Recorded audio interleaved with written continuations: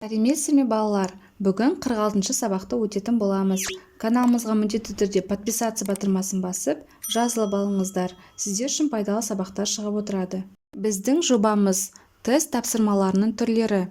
Тест ағылшын сөзі, сынақ байқау дегенді білдіреді. Ең алғаш тест тапсырмаларын 1864 жылы ағылшын педагогі Джордж Филлер қолданған. Қазақ тілінен дайындалатын тест тапсырмалары пән мазмұны мен мақсатына сәйкес жасалады.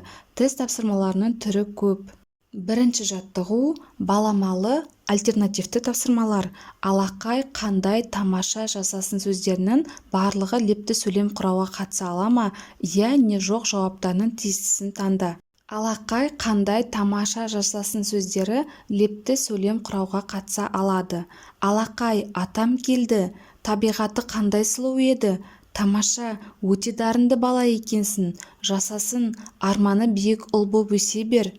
Екінші жаттығу толықтыру, еске түсіру тапсырмалары. Өлеңнен тұрлаулы мүшелерді тауып, тиісті жеріне сызықша қой. Отан туған үйіміз, отан туған жеріміз, отан ортақ үйіміз, көңілді ән мен күйіміз.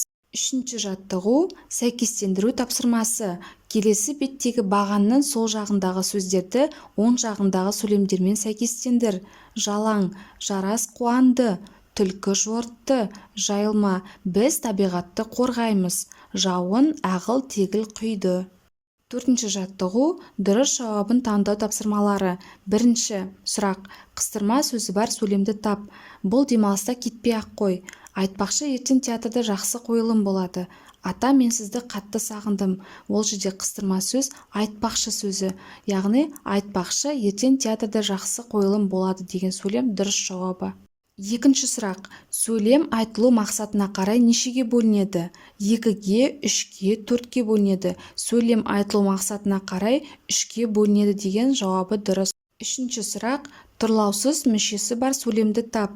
Әсем оқушы, қонақтарға табақ тартылды. Оқыған жөн. Бұл жерде дұрыс жауабы қонақтарға табақ тартылды.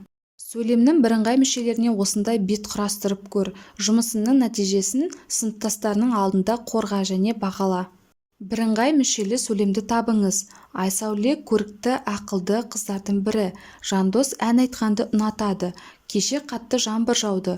Бұл жерде дұрыс жауабы Айсәуле көрікті, ақылды қыздардың бірі. Екінші сұрақ, қаратпа сөзі бар сөйлемді тап. Ата, маған ертегі айтып беріңізші. Мен күй тыңдағанды ұнатамын. Арман менің жан досым. Бұл жерде қаратпа сөз ата сөзі. Яғни ата, маған ертегі айтып беріңізші деген сөйлем бұл жерде дұрыс жауабы болып тұр. Күрделі мүшелері бар сөйлемді табыңыз. Менің анамда қызғылт сары көйлек бар.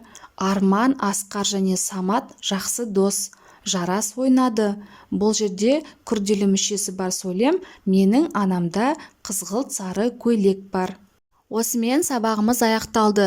Сабақ пайдалы болған болса, лайк басып, достарыңызбен бөлісуді ұмытпаңыздар.